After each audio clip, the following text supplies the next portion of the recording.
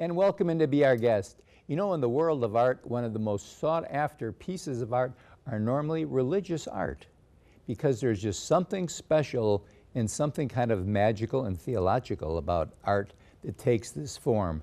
And there's a church in Montgomery that every year has put on an art festival that features different types of religious art. This is now going to be their 4th anniversary, and we have with us Susan Scott and Liz Land from First United Methodist Church. Right.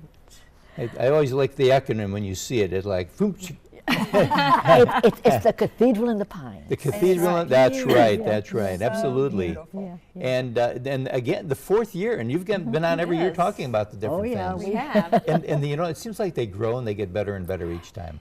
It is. It's growing, and it's also getting more widely known. So we hope we're getting more people in the community to come in.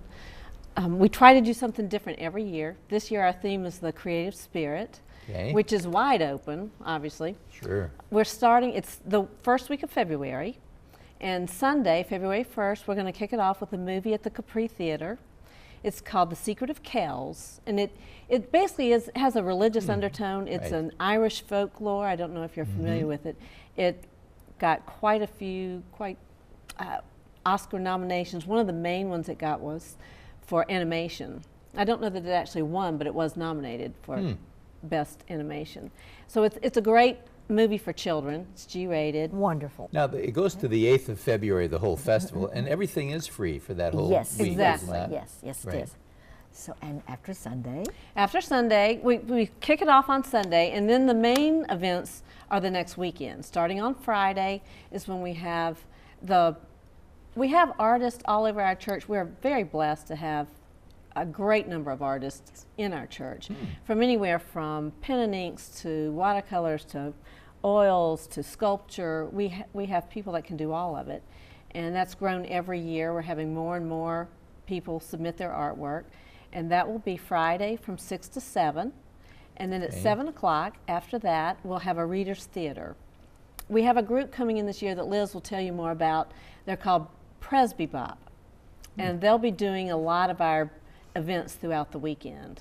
So that's Friday night, and then Saturday morning we'll again have the art show open. It will be open 2 different times during the day, from 10 to 12 and then 3 to 4 on Saturday. And also during that time there are a number of things that you can take part in on Saturday. And then from 11 to 12 we have a jazz talk by Bill Carter, who is with Presby Bop.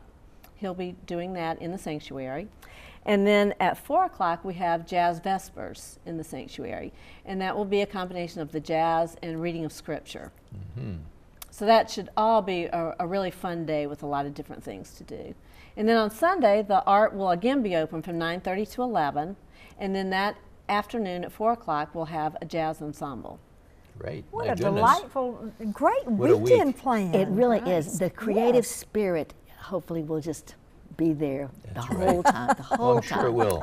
Yeah, and now Presby Bop. It's a group from Pennsylvania. The fellow who's its leader is Bill Carter, and he's a pastor. And I must read you this because I want to get it just right. Presby Bop exists to create jazz music that glorifies God, renews the Christian church, and models the integration of faith and the arts. They want to help infuse the life of faith with a swinging pulse of jazz. Well, that's, So it should be that's a great way to do It's a it. great combination. He has produced a hymnal called "Swing a New Song to the Lord." Wow.